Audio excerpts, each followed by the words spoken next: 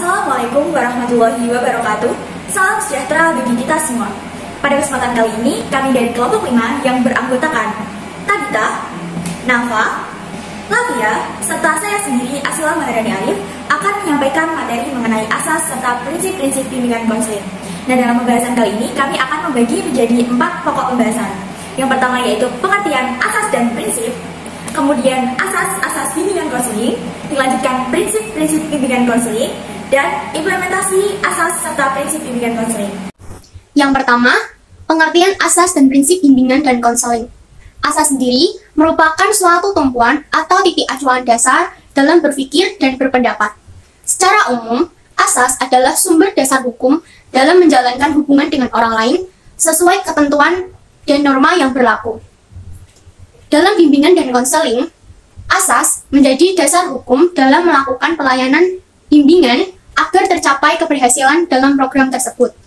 Sedangkan prinsip bimbingan dan konseling berarti aturan main yang dilakukan dalam mengambil peran untuk pelaksanaan bimbingan. Nah, prinsip inilah yang akan menjadi dasar dalam melakukan bimbingan yang lebih terarah dan teratur. Baik, untuk materi selanjutnya adalah asas bimbingan dan konseling. Asas bimbingan dan konseling dibagi menjadi 12. Yang pertama adalah asas kerahasiaan. Sesuatu yang diceritakan oleh siswa kepada guru BK tidak boleh guru BK ceritakan kepada pihak lain. Yang kedua adalah asas kesukarelaan. Siswa sukarela menceritakan masalahnya kepada guru BK dan guru BK sukarela untuk menyelesaikan permasalahan yang dihadapi oleh siswa. Yang ketiga adalah asas keterbukaan. Suasana keterbukaan antara guru BK dan siswa sangat diperlukan. Hal ini untuk mencapai tujuan dari bimbingan konseling itu sendiri. Kemudian yang keempat adalah asas kekinian, yaitu masalah yang dihadapi adalah masalah dari siswa itu sendiri yang dihadapi siswa itu sekarang. Kemudian adalah yang kelima adalah asas kemandirian, di mana tujuan BK itu tercapai apabila siswa dapat berdiri sendiri dan tidak bergantung pada orang lain. Baik, untuk asas yang keenam adalah asas kegiatan, yaitu di mana hasil bimbingan tidak dapat berdiri dengan sendirinya, melainkan harus dilalui oleh siswa yang bersangkutan melalui sebuah kegiatan. Kemudian yang ketujuh adalah asas kedinamisan, di mana upaya bimbingan dan konseling menghendaki siswa mengalami perubahan, yaitu perubahan ke arah yang lebih baik. Kemudian yang kedelapan adalah asas keterpaduan, yaitu di mana layanan bimbingan dan konseling ini harus dipadukan dari proses, isi, ataupun dari siswanya itu sendiri, atau dari berbagai aspek. Kemudian yang kesembilan adalah asas kenormatifan, yaitu di mana upaya bimbingan dan konseling tidak boleh bertentangan dengan norma-norma yang berlaku. Baik, untuk selanjutnya adalah asas yang ke-10, yaitu asas keahlian, di mana upaya bimbingan dan konseling harus melalui sistematik yang teratur dan alat yang memadai. Kemudian yang ke-11 adalah asas alih tangan, di mana dalam hal ini guru BK sudah membantu siswa tetapi belum mendapatkan hasil yang diharapkan. Dan yang terakhir adalah asas tuturi handayani. Diharapkan layanan BK tidak hanya dimanfaatkan atau dirasakan oleh siswa ketika siswa mengalami masalah, namun di luar itu diharapkan layanan BK tetap memberikan manfaat dan keberadaannya diakui oleh siswa. Prinsip khusus dari bimbingan dan konseling.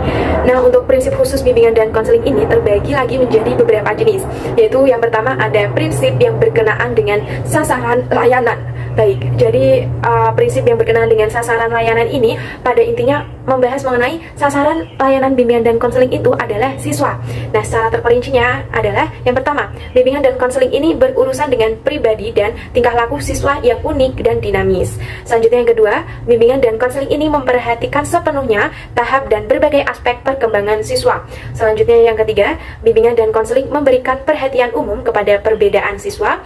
Dan yang terakhir, bimbingan dan konseling ini melayani semua siswa tanpa memandang umur, jenis kelamin, suku, agama, dan status sosial ekonomi. Nah, selanjutnya untuk jenis prinsip khusus bimbingan dan konseling yang kedua, yaitu ada prinsip-prinsip yang berkenaan dengan permasalahan individu. Baik, pastinya dalam pelaksanaan bimbingan dan konseling ini, permasalahan-permasalahan individu yang dihadapi pun juga berbeda-beda. Adapun secara terperincinya, yaitu yang pertama, bimbingan dan konseling berurusan dengan hal-hal yang menyangkut kondisi mental atau fisik siswa terhadap penyesuaian dirinya baik di rumah, di sekolah, serta dalam kaitannya dengan kontak sosial. Nah, jadi bimbingan dan konseling ini melayani semua permasalahan siswanya, baik tersebut baik menyangkut kondisi mental ataupun kondisi fisik siswa, baik terkait permasalahan yang ada di sekolah, di rumah, ataupun lain sebagainya. Selanjutnya yang kedua, kesenjangan sosial, ekonomi, dan kebudayaan merupakan faktor timbulnya masalah pada siswa, dan kesemuanya menjadi perhatian utama pelayanan bimbingan. Baik, selanjutnya untuk yang ketiga, yaitu prinsip-prinsip yang berkenaan dengan program pelayanan. Adapun yang pertama, bimbingan dan konseling ini merupakan bagian integral dari pendidikan dan pengembangan siswa. Oleh karena itu, dalam program bimbingan harus disesuaikan dengan program pendidikan serta perkembangan siswa. Selanjutnya yang kedua, program bimbingan dan konseling ini harus fleksibel, disesuaikan dengan kebutuhan siswa, masyarakat, dan kondisi lembaga. Selanjutnya yang ketiga, program bimbingan dan konseling ini disusun secara berkelanjutan dari jenjang pendidikan yang terendah sampai yang tertinggi. Selanjutnya yang terakhir, terhadap isi dan pelaksanaan program bimbingan dan konseling perlu adanya penilaian yang teratur dan terarah. Baik, selanjutnya untuk prinsip khusus bimbingan dan konseling yang terakhir, yaitu ada prinsip-prinsip yang berkenaan dengan pelaksanaan pelayanan. Baik, yang pertama, pelaksanaan pelayanan dalam bimbingan dan konseling ini harus diarahkan untuk pengembangan siswa yang akhirnya mampu membimbing diri sendiri dalam menghadapi permasalahan. Baik, jadi dalam tujuan bimbingan dan konseling itu, selain untuk membantu siswa dalam menyelesaikan permasalahan, juga memiliki tujuan, yaitu untuk membimbing siswa untuk dapat menjadi pribadi yang lebih mandiri dalam menghadapi permasalahan-permasalahan yang dihadapinya. Baik, selanjutnya untuk yang kedua, dalam proses bimbingan dan konseling ini, keputusan yang diambil hendaknya atas kemauan siswa itu sendiri. Baik, jadi walaupun guru bimbingan dan konseling ini memiliki peran untuk mengarahkan penyelesaian atas permasalahan yang dihadapi siswa, akan tetapi guru bimbingan dan konseling tidak memiliki hak untuk memaksakan siswa untuk mengikuti penyelesaian yang kita pilih. Jadi dalam keputusan penyelesaian masalah ini harus pure dari kemauan diri siswa itu sendiri. Selanjutnya untuk yang ketiga, yaitu permasalahan siswa harus ditangani oleh tenaga ahli dalam bidang yang relevan dengan permasalahan yang dihadapi. Selanjutnya untuk yang keempat, kerjasama antara guru BK, guru kelas, dan orang tua amat menentukan hasil pelayanan bimbingan. Baik, jadi dalam pelaksanaan bimbingan dan konseling ini diperlukan kerjasama dari berbagai pihak, yaitu antara guru, BK, dan orang tua harus bekerja sama untuk membantu siswa mengatasi permasalahannya. Selanjutnya untuk yang terakhir, pengembangan program pelayanan bimbingan dan konseling harus ditempuh melalui hasil pengukuran terhadap siswa yang terlibat dalam proses pelayanan dan program bimbingan dan konseling itu sendiri. Kemudian saya akan menyampaikan implementasi dari asas serta prinsip bimbingan konseling. Untuk asas yang pertama yaitu asas kerahasiaan. Implementasinya yaitu sebagai guru kita harus menjaga rahasia dari permasalahan peserta didik.